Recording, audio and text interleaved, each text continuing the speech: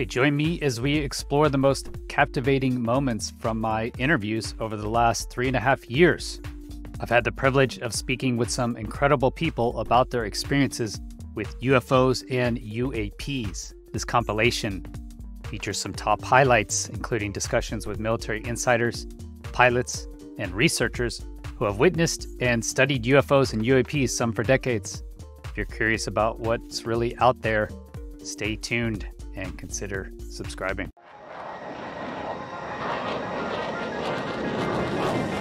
Chris Lehto, welcome to Lehto Files.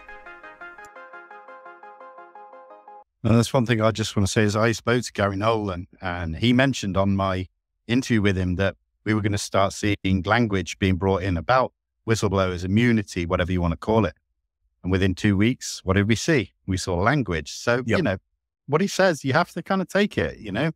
And one other point I just want to make, sorry to jump in, is that you were talking about congressional staffers. And I've heard, and I've spoken to people who are in the know, let's say, that staffers are just as important as the congressmen and the representatives themselves. They're more important. Let's talk, Vinny, in the context of Calvine. I mean, one of the people who was a congressional staffer way back in 1991 when Calvine was an issue, Senator Robert Byrd was one of the most formidable and powerful senators in the Congress. And the young staffer who he asked to go off and investigate Calvine was Christopher Mellon, who's now the former Deputy Assistant Secretary of Defense. And Christopher Mellon knows a lot because of his security clearances. The security clearances that he had as a congressional staffer, I think he was the minority staffer on the House Intelligence Committee. It's phenomenal, the level of compartmentalized top secret clearances that those staffers have to have by law. It's mandated by the Congress that they must see all the darkest secrets. And, oh, by the way, Vinny, one of the things that Mellon did do as a result of his approach from Senator Robert Byrd, he did ask the US military, is what was seen in that Calvine photograph a secret craft of the United States government? Is it a black project? Is it the Aurora? You know, do we have anything equating to an Aurora? And that was also in the context of the photograph that was, not the photograph, the sighting that was made by a chap on an oil rig. Chris Gibson. And again, Mellon investigated that. So this is why I and Bryce, when we do our podcast, we try and remind people of their history because, you know, you've done some fantastic work in the last few weeks with Dr. David Clark, which I'm really excited about. And I think the significance of the Calvine story is only just beginning to emerge. I agree. But the significance for me is that one of the reasons Congress is so pissed right now is because they now realize they've been lied to. And that was the big thing for me, is people who were previously a bit shy about engaging with an Aussie investigative journalist, even on background, who were wary because of the constraints that they understandably have.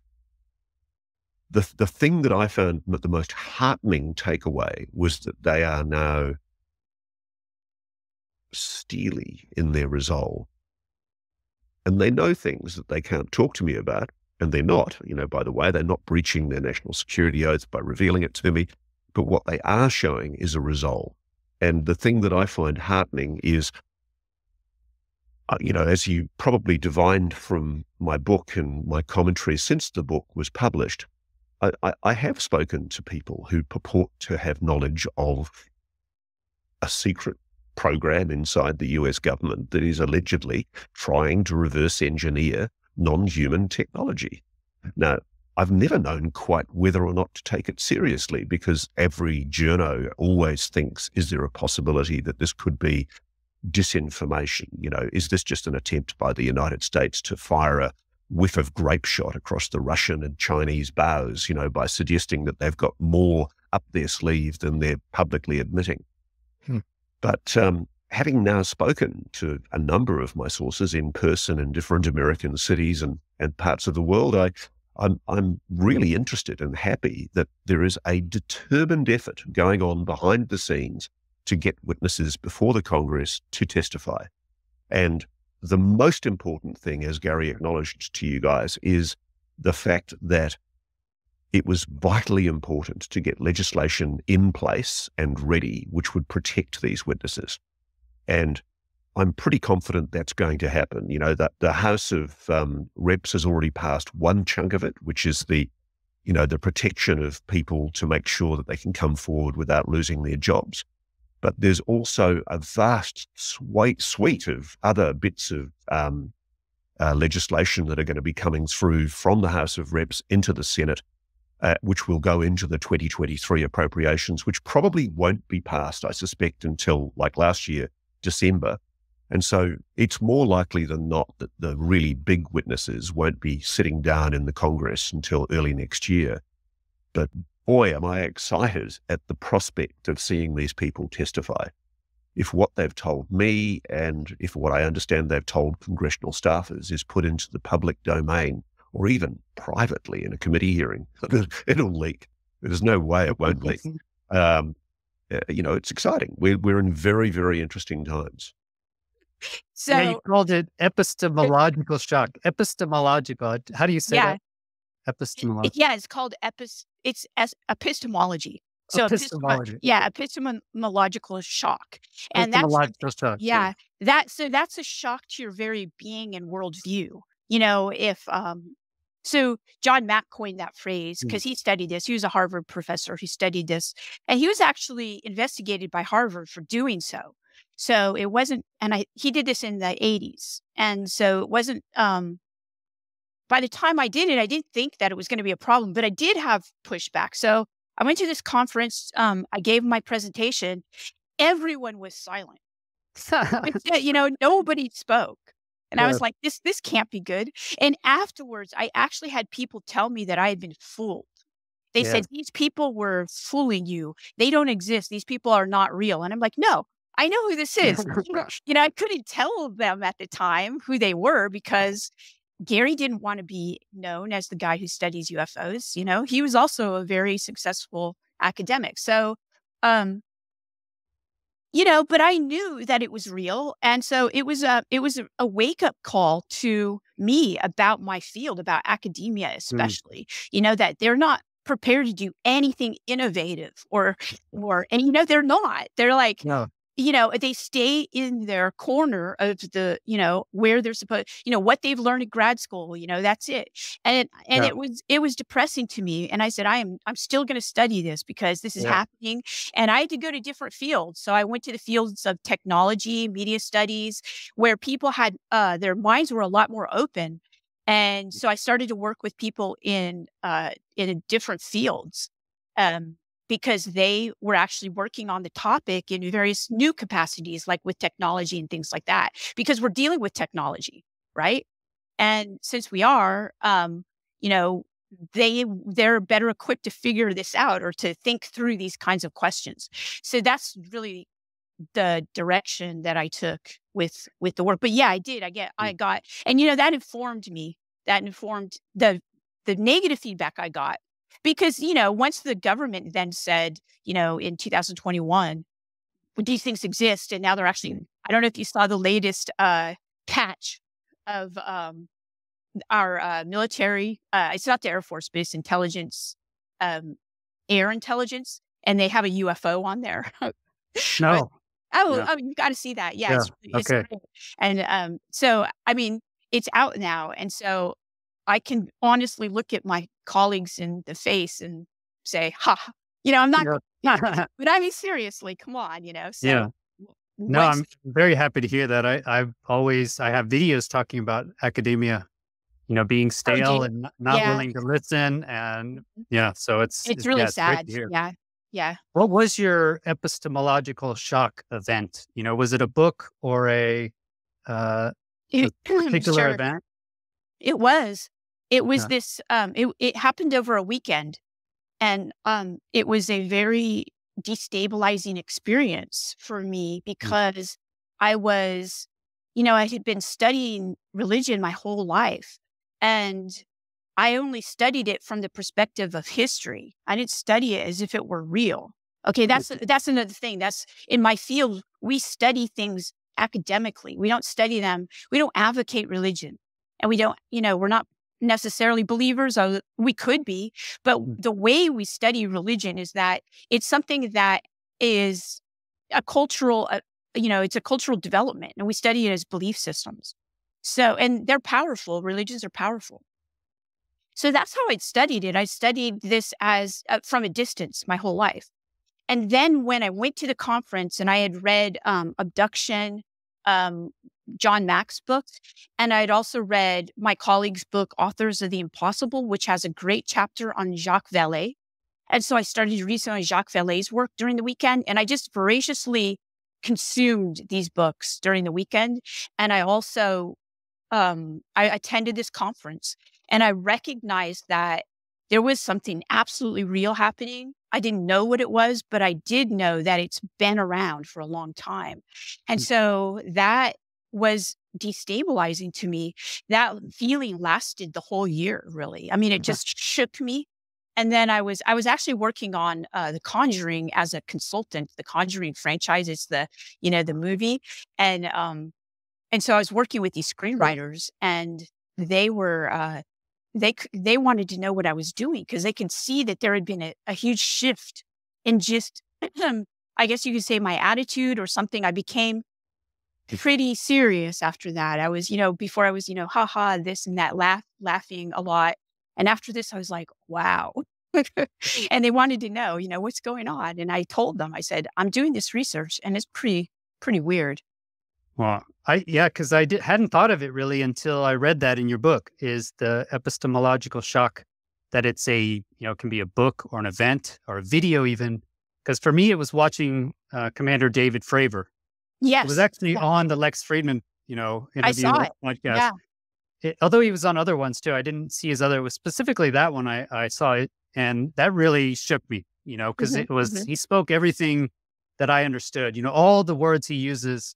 And I could confirm, because I was 20 years, 18 years fighter pilot, I could confirm his legitimacy. It felt everything real. Like I was talking to somebody I knew for years. That's right, because he was a fighter pilot. Yeah. Yeah. And that's what changed me, because before I didn't believe in UFOs at all. I never even looked into it, just even cursory. Never saw anything, in my life. And so that was really, for me, it was an event. And I didn't actually do anything for 6 months. Like you said, it lasted kind of the whole year. I kind of walked around for like a week, and I was just like, I'd be waiting to pick up my kids at school and just like, man, Yeah, that's exactly what the feeling was just this all pervasive, almost, it wasn't doom, but it was that everything that I thought I knew was not right. That's next one, Wright Field, Dayton, Ohio. This is 1946. This is page 59. And this was a private who worked in records management at Wright-Patterson Air Force Base. But in 1946, it was still known as Wright Field. So this private has to deliver a message inside a hangar. And coincidentally, he had a friend who was an MP there. So this friend said, hey, I got something I want to show you. So he walked him back to the back corner of the hangar. And the reference for this is Face the Final Frontier, Secrets NASA Doesn't Want You to Know by Clark McClellan. That's where this particular case came from. And this is what they saw. This was a dish-shaped craft. It was 15 feet across, 8 feet high. It had a row of rectangular-shaped windows wrapped around the outer circumference of the craft. It came from Arkansas on a railroad freight car and then was shipped to Dayton, Ohio. This is my AutoCAD drawing that shows you what it looked like. So there were no rivets, there were no welds, there were no seams, there were no control panels, no seats. It had a 3-foot diameter central column that went from the bottom of the craft all the way to the top.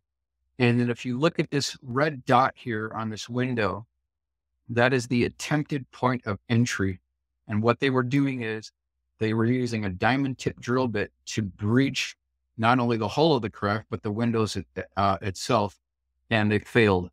They failed. And I've got about 6 cases now of these UFO crash retrievals where they're using diamond tip drill bits, they're using acetylene torches, and they're using lasers to try to get into these craft. And here is a full color rendering by my friend Joseph Ray.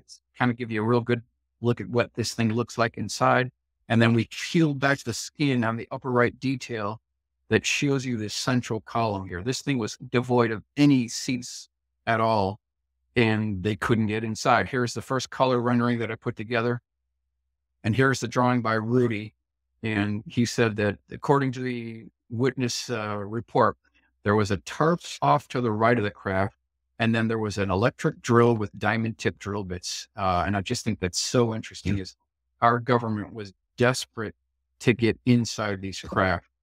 Here's what the full color rendering looks like. So this is 1946. Even now, we are still before Roswell, and they already have at least 2 crash retrievals. Wow. Let's go to the next one. There's once in a while, there's a weird sound thing. I don't know, like something just to be aware of. Something's scraping or something against the mic. I can cut it out afterwards. No worries. Page 242, 243. This is Wright Field, Dayton, Ohio, 1946. And this is interesting. I don't know the exact hangar complex that this took place, but this is hangar number 4. And I believe it could have been this last one. This is Bay E here. I'm not sure, but it's possible. And this has to do with a 6-year-old boy. His father brought him to the base at the time, and he was getting a soda from a janitor. And as soon as this janitor handed this 6-year-old boy this soda, now they were in a cafeteria that was connected by a doorway to this hangar. Somebody came from the inside of the hangar, opened up the doorway, and this young boy looked inside, and what he saw was really amazing. Here's kind of the rough sketch that shows you what it looked like here. And then here he is peering inside the hangar, and we'll do a detailed view to give you a good idea of what it looked like. Here's the layout of what this scene looked like. And then here's our final rendering here. So he saw inside this hangar a 20-foot diameter dish-shaped craft that had tripod landing gear legs. There was 1 military Jeep there. There were 2 18-wheeler tractor-trailer lowboys that had strange debris that was covered by a tarp. And then there were at least 3 bodies on the floor. They were 3.5 to 4 feet tall.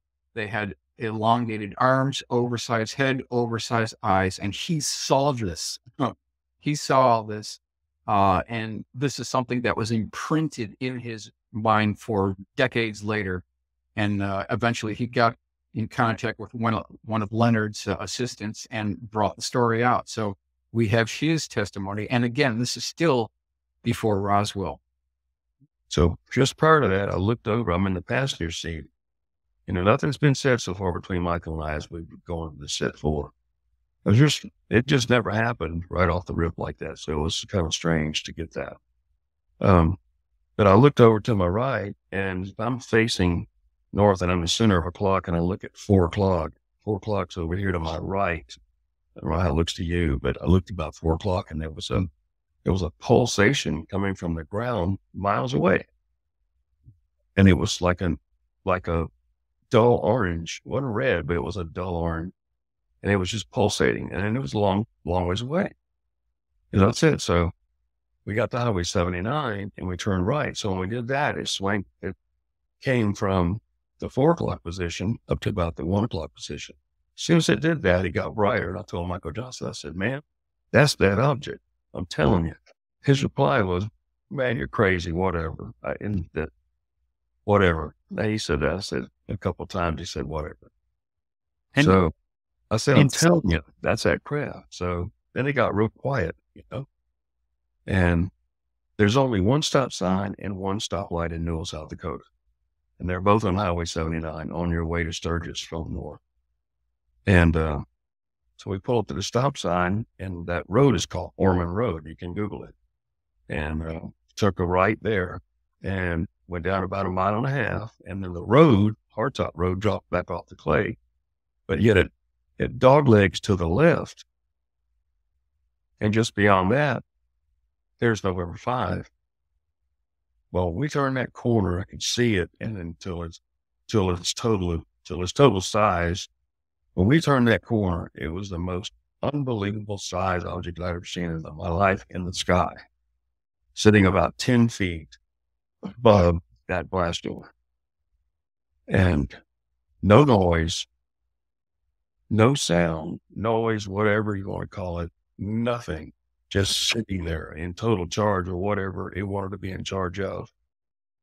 And we just continued to roll right up to the cattle gate of the entrance of the site. Michael Johnson didn't speak. And I said, man, what is that? You going up there? He didn't even answer me. And he was just kind of like bathed in this blue hue light that it's kind of like, I've just never seen colors like that, or whatever that energy was around him. It wasn't energy around him, it was just a total emission of light in a cab of a truck that was just completely overwhelming. And as soon as you get that thought process, okay, we're in bright light, bathed in that bright light from this object. Then all of a sudden, the air or something just got pulled out of that cab of that truck. Now, mind you, the windows are up. I mean, it's 9 to 13 degrees outside, and you're going through this, but I was about 215, 220 pounds, I guess, in parkas and everything, M16 in front of me. And it felt as if it was pulling me up to the top of the cab of the truck, or pulling me to the back glass. But and trying to process that thought, even now, is just really difficult to do. And I knew. I remember you got in the other interview. It seemed like that was a real like emotional moment. Well, right where the air is kind of removed from the cab, But yeah.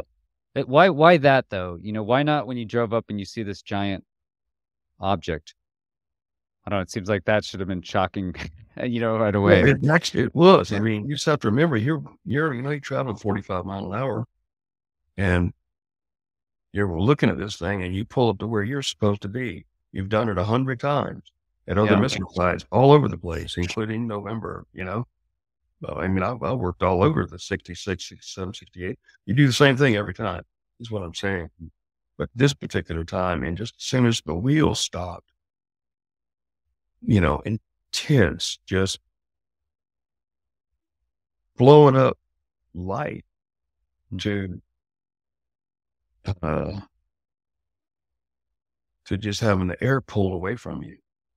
Just your atmosphere completely reversed. I mean, you got bright lights bad enough. You try to think, what am I going to do here? What am I even doing here? What's my job here? And then all of a sudden, now my life's in question, or I felt that way. And the strangest thing was that when I got my thoughts in the next flash of a second, I said, you tell these people stop, tell these people stop. And I rolled the window down, and I had on one glove on my left hand, and I didn't have one on my right hand. And there I grabbed my black aluminum flashlight, and this mitten that I had on my left hand, it came down to my middle part of my arm, and it singed into your parka, and it had 3 fingers and then 1 finger exposed and that kind of thing. So you could use your, functions of your hand. But I climbed out that window, sat up on the windowsill like a scared monkey, and I grabbed onto that blue light, and I took that black aluminum flashlight that I had, and I held on to the blue light, or held to the bubble on top of the vehicle. And I flashed this thing, my little flashlight, this immense, gargantuan object that's beyond measure in size. I mean, I'm almost looking directly up at it because of the circumference of this thing on this missile site, where we pulled up at that 45-degree angle. That was our tactical move right there. Nothing can defeat that. Yeah, I love this one. Yeah. And what did it look like? You have it drawn here. Yeah, it kind of red. Honestly, it looked like a mini sun, but the surface of it stayed very close to itself. It was almost as if it was electrically charged in some way. A perfect sphere, but energized. Don't know what was in it. It had no leading edges. Had no. There was no windows.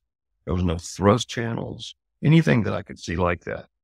nothing, just an absolute perfect sphere. And I mean perfect. And Totally uniform. brighter than you can even imagine. I don't know what its power was, but it had a pile of it. But anyway, I pulled myself up on that seat, on that windowsill of that dark blue 2-wheel drive Ford F-150. And I flashed this black aluminum light at this thing. No sequence. I don't know any sequence. I couldn't even think about an SOS, really. And I flashed it 4 or 5 times. And all of a sudden, something changed. And I don't know. I was like, okay. I slid back down on that seat, and I grabbed my M16 and put it between my legs. And I remember turning to the left, and I looked at Michael Johnson, and I said, Michael, it's going to be okay now.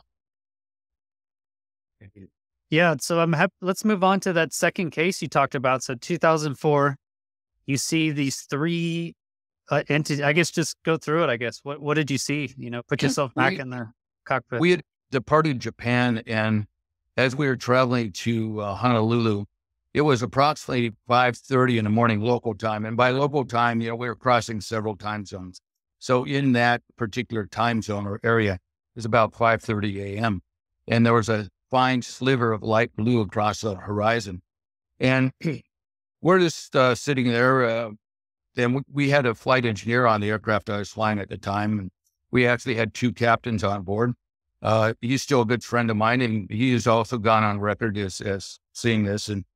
And we were just sitting there going through some paperwork, and out of the corner of my eye, I noticed something up maybe about an inclination of 20 degrees or 30 degrees probably, and just entering the atmosphere at about the 10 o'clock position from our aircraft.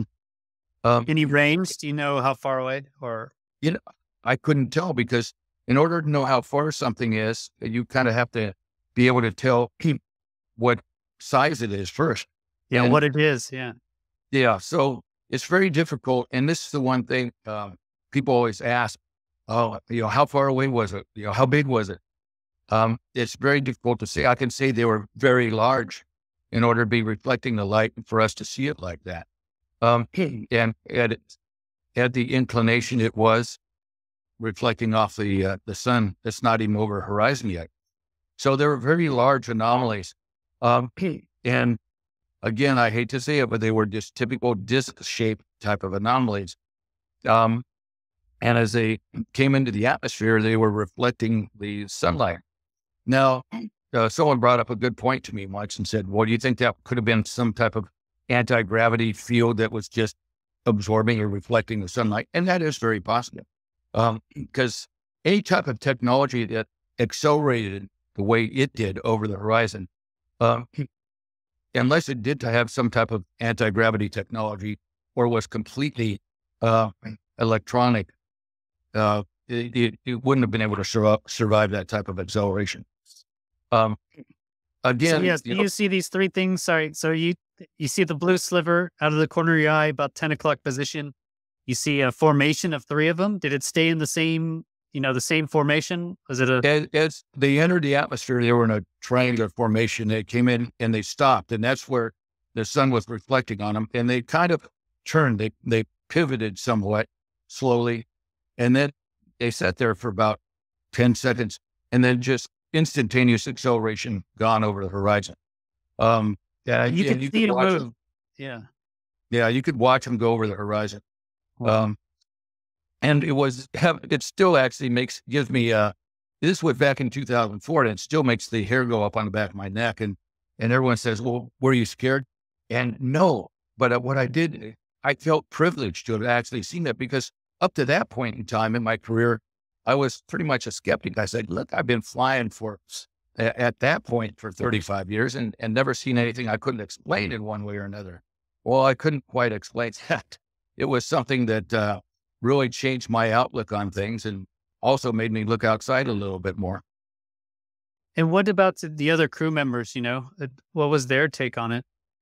Well, they were pretty stunned. And what was unusual about that is you would think there would be a lot of chatter between us afterwards, but we were kind of, I don't want to say in shock, but it's just like we didn't know what to say. it was kind of quiet for a while. And then we started talking about it. And then actually when we got on the ground, we were talking about it more than when we were flying the airplane because we had a job to do, obviously. But the weird thing about it is it's like you're processing it in your brain going, okay, first of all, did we all see the same thing? Not some type of something that we're all seeing something different. No, we all saw the same thing.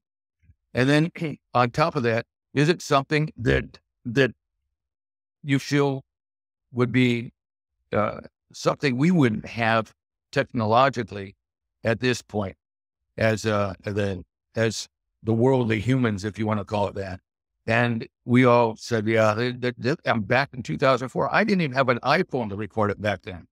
So it was something technologically, it was far in advance of anything we would have had or been capable of at that time. And it's, to this day, shoot, I wish I would have had an iPhone or been able to record it because I would have been able to get some very good evidence. Again, you're out over the Pacific Ocean. There's no radar control. There's no one except for other aircraft to see it and your crew. So it's kind of like, who are you going to tell? Who are you going to let know? I'm sure not going to let Japan Airlines know at that time after that, what they did, Captain Terauchi. So, unfortunately, when you go to make a report on something like that, it's changed over the time. And you were talking about NARTAP and they are a good place to go at this point, and pretty much the only place to go. There's also the National UFO Reporting Center as well. A lot of them are looking for hard data, video, hard facts. Just verbal reporting is, again, when you have three different people, usually you have three different stories, depending on your background, your expertise, and your knowledge base. Our stories were all the same on this. Our explanations of what we saw were all the same. And it was something that we didn't even feel that we could report to anybody at that point in time in 2004, because it's basically scoffed at. You're going to be ridiculed for it. So it's just like, keep it to yourself. And hopefully things will change from this point on. And that's one thing that I'd like to push for is, I'd like to see that when you're reporting something like this, first of all, you get somewhat of a sounding board. You get something back from them where it just doesn't fall in a void and you never see or hear anything from it again. And it's just like these anomalies that we've been seeing out over the Pacific of late. If it's military, if someone would say, hey, look, we have stuff up there and you don't need to know about it. Fine. Okay.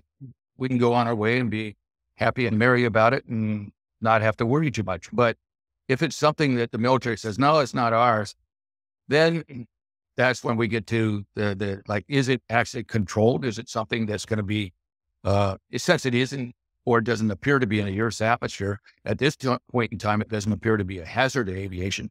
But in the future, is something like that going to be a hazard to aviation?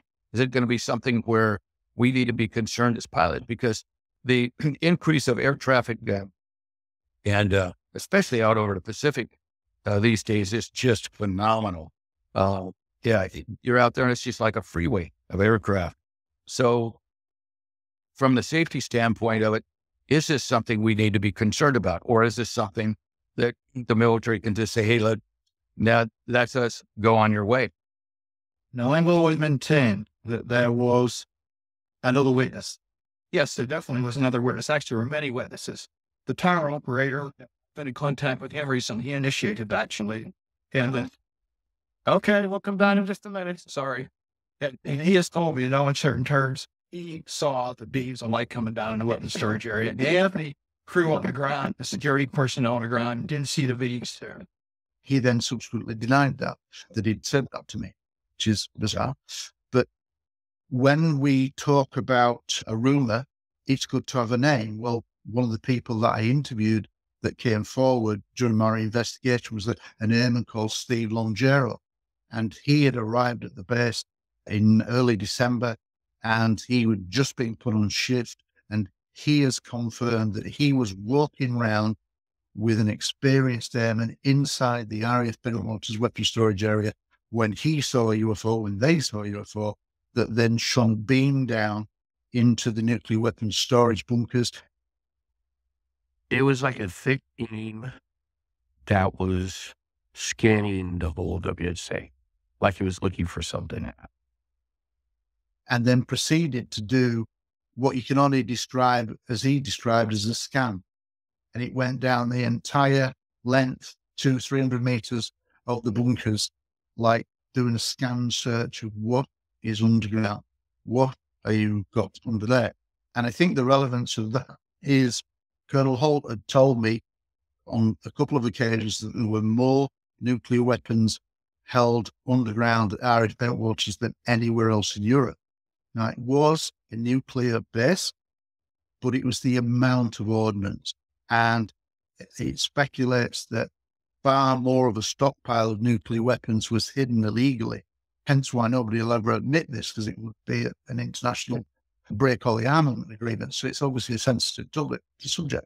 But that's what he told me on a couple of occasions. One of the times I witnessed by my second wife, so she could verbalize that and express that. So, but the relevance of all of this is what a lot of people don't realize with the Rendlesham is, why do UFOs turn up in late December 1980? And I think one of the key things is that in late December 1980 was the world situation. The rise of the Polish shipyard workers under Lech Wałęsa in Gdansk, Poland. There was a revolution threatening to take part. They wanted democracy. But of course, Poland then was still a part of the Soviet Union. So at the time of the late December 1980 events, hundreds of thousands of Soviet troops were massing on the Polish borders, and it looked like they were going to win and quell the rebellion, like they had done previously in Hungary and Czechoslovakia, historically wise. And the other thing that was a powder keg also taking part at the time was 52 American hostages held in Iran, the hostage crisis. So you had the powder keg of the Middle East, you had the Soviet Union threatening to destabilize another country. And so I think it was a very dangerous time, potential Third World War scenario. And I think UFOs turn up en masse because they know, and I can't prove this, but they know that there are a stockpile of nuclear weapons that shouldn't be there at time of this nuclear crisis, of this potential Third World War crisis.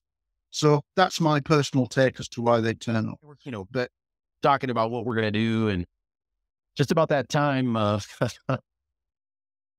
see his eyes kind of move to the right, and they get about, big. His eyes open up wide, and he's like, "Oh, look at the shooting stuff." And he stops, and, right there, he didn't get the word star out.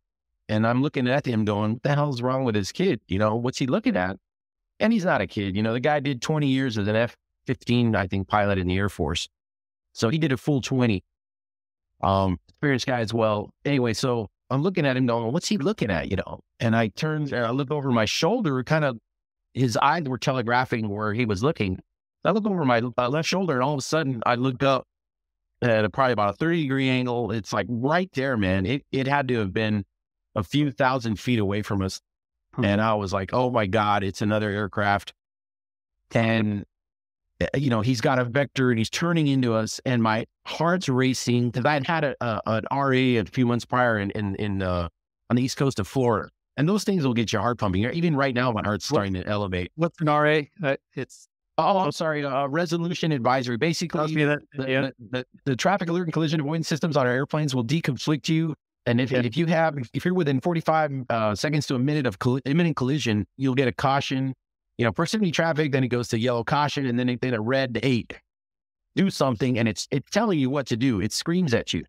So here I am going, oh my God, it's another airplane. The reason I thought that is I looked out at just like in the video. If you can imagine a lighthouse in some thin fog as it's rotating, and you see the light going, across the horizon. This thing gets a light on. It hits the nose of the aircraft, flashes through the cockpit windows, and it kind of runs down the fuselage of the airplane.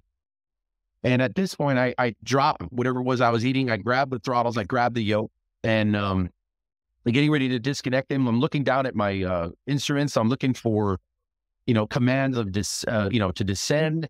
I'm expecting to hear oral, traffic, descend now. The whole system will work in concert to avoid a collision, because that's what I thought was happening. I thought an airplane was turning into us, and my heart's racing, and I look in my nav display and there's nothing.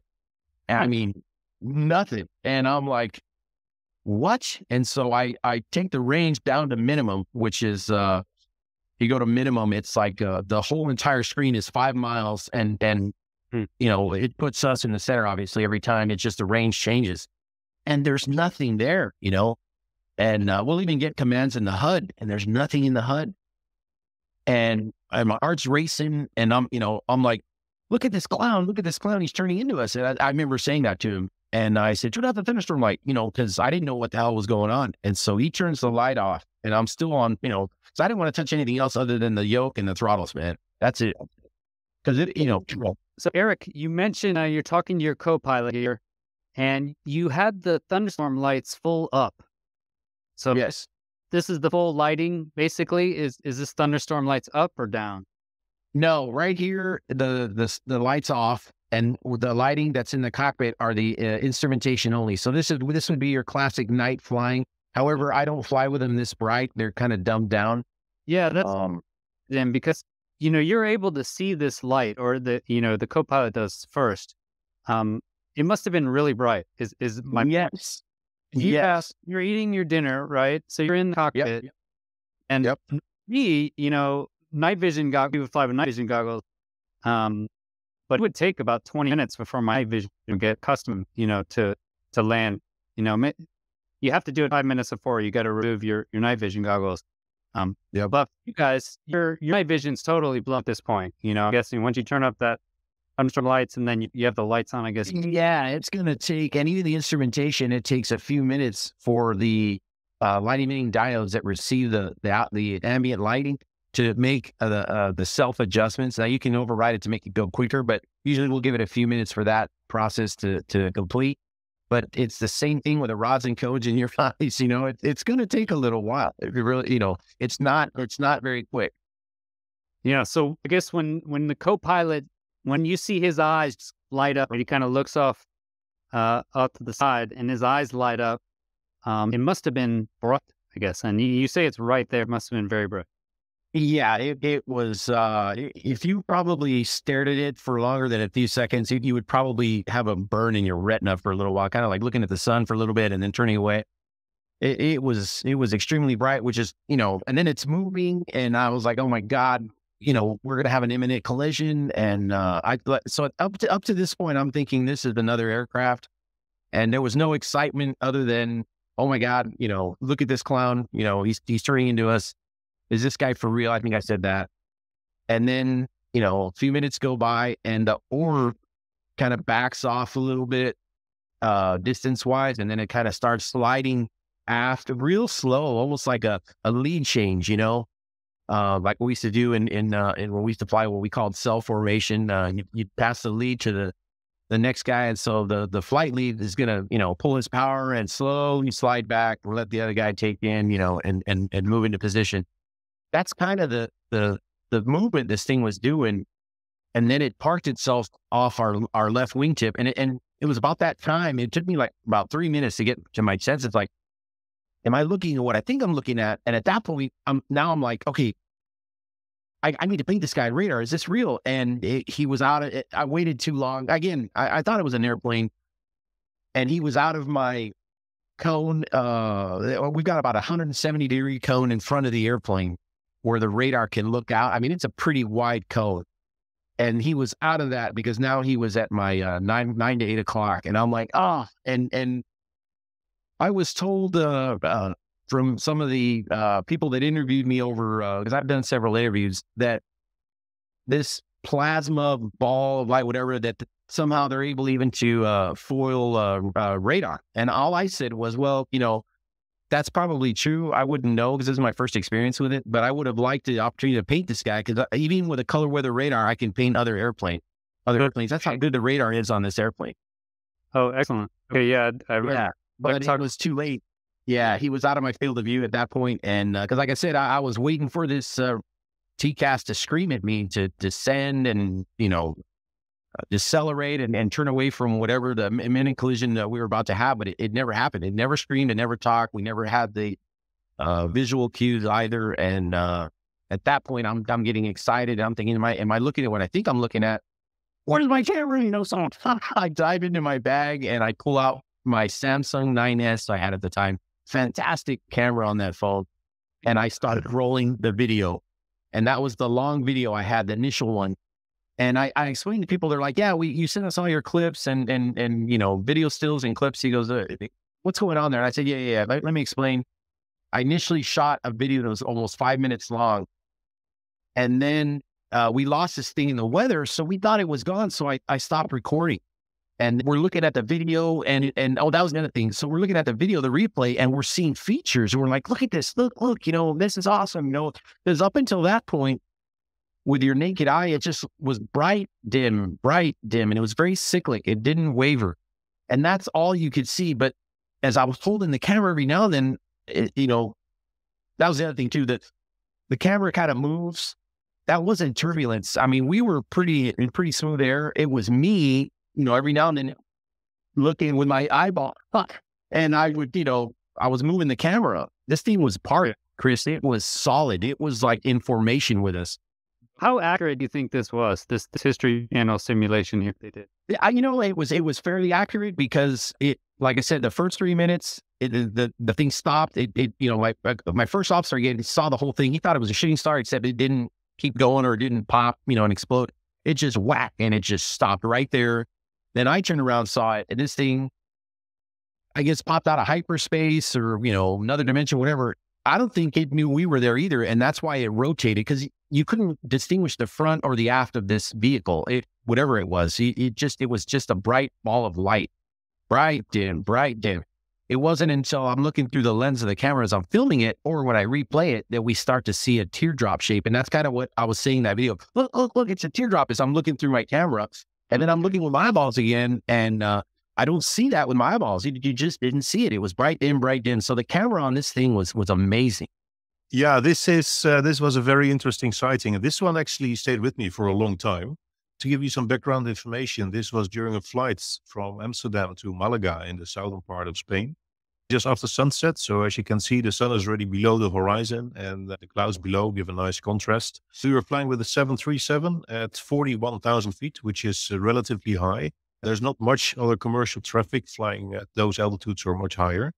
And the moment we entered Spanish airspace, the air traffic controller gave us direct routing to Malaga because basically we were the only ones in this airspace. So we don't have to follow those airways. We can just save some time and fuel when flying direct. And all of a sudden, my captain, he's asking me, well, hey, Chris, do you see that object ahead of us as well? So I started looking out of my window more closely. And then indeed, I saw something just flying ahead of us. And this is the object that I saw. And for the longest time, we were just wondering, what kind of airplane is this? Because there was no airplane reported ahead of us. There was nothing on TCAS. So that's like a system we have on board all commercial airplanes that registers other airplanes in our vicinity. And it shows up on our navigation display if there's any other traffic. On this case, there was nothing showing up. And we were just looking at it. It didn't seem to have any engines. It didn't seem to leave a contrail. It didn't seem to have a tail, which is something you normally see with another airplane. Yeah, normally. So for about 10, 15 minutes, we were looking at this thing. And let's say if it was another contrail, sometimes it happens that you look into the back of another contrail, it starts to dissipate, it starts to grow or move. In this case, it was just straight ahead of us, very high. Yeah. And it didn't make any sense. So after 10, 15 minutes, I just contacted Madrid Air Traffic Control and I was asking him, well, what kind of airplane is it? They're flying ahead of us because, we're just curious. And he immediately came back to me. He said, well, what are you talking about? You're the only ones flying there. So I said, well, I see this. It looks like an airplane, pretty far away, just straight ahead of us and flying at a significant altitude, like 50, 60,000 feet. And we were just wondering what it is. So he was stunned. And after 2 or 3 minutes, he came back to me over the radio frequency. He said, well, would you mind contacting this and this frequency of the military air traffic control? Because they're very interested in your sighting now as well. So the secondary VHF radio, I called military air traffic control in Spain. And the guy was very interested. He took me very serious. And I just explained to him, said, well, we see something flying, hovering ahead of us. It's already there for 20 minutes now. It's not changing direction or shape or relative distance. And we just wonder what it is because it's flying ahead of us. So he immediately confirmed there was no military traffic, no commercial traffic known to be ahead of us, no weather balloons, nothing, just absolutely nothing that he could identify. So that was very interesting because we saw this object, which was almost like the shape and the size of a grain of rice, held at arm's length. And both military and civilian air traffic control had no clue what it was. So, and basically, we saw this thing for over an hour or maybe 55 minutes. Really? Wow. Yeah. So I was finally able to get my camera out and take at least 2 pictures. Unfortunately, it wasn't really the best camera I had back then. This was 2010 or 11, if I'm not mistaken. But at least I was able to take 2 pictures. That was it. So in the moment, it was about 55 minutes later, we start the approach for Malaga. We make a turn towards the east. And at roughly 20,000 feet, we descend into the clouds below. And at that moment, I saw the object just out of my right-hand window because we made a 90-degree turn. And it was still hovering or flying there at a really high altitude. And by that moment, it must have been somewhere over Africa because Malaga is in the southern part of Spain. And the moment, as I said, the moment I lost sight of it, it was still very high and very far away. So whatever it was, I don't know what it was. It was flying extremely high and it was unidentified, literally. That's insane. And it didn't change perspective. It didn't seem to get larger or smaller as this whole hour almost went on. Yeah. So for the full hour, it was exactly the same shape, size, and relative distance. So for me, that was very strange as well, because you would expect, let's say, it could have been maybe an older airplane or maybe a balloon, whatever, that's basically flying at the same speed, constantly ahead of us. So for over an hour, you were covering almost 1,000 kilometers. It would be something that was basically not really chasing us, but at least following us along. Or it must have been an absolutely massive object that was stationary, flying, hovering somewhere over Africa. I have absolutely no clue what it could be. And as I said, 1,000 kilometers. I mean, I don't see how that could even be possible. If it would change size, wouldn't it? Unless it's just enormous. Yeah, I was still left with a question mark on what this could have been. And again, for the longest time, I dismissed it as something military. And it was only since 2020, 21, I started diving into the subject. And I just dived in my archives again to try and find this picture. Unfortunately, I still had it, but wow, weird. That's amazing. That's just an amazing story. I mean, I honestly cannot think of what that could be, because it would have to be flying the same speed as you were in a 737 at this time? Yeah. We were flying 41,000 feet. Mach E? Yeah, so the normal cruise speed for the 737 is about 0.79, 0.78 Mach. So that's roughly 850 kilometers an hour. And we were flying at 41,000 feet. And we estimated that whatever this thing was flying at 60,000 feet, something like that. Thank you for watching. Please hit the like button. It really helps and it's free. Consider subscribing to get future notifications of when I release videos. And you might like this video. If you want to support the channel, join these great people over here, get exclusive bonus content, then click this button here, patreon.com/Chris Lehto, or become a YouTube member. If you want to continue the discussion, go to UAP Society Discord. Links are all in the description. Have a great rest of your day. Peace.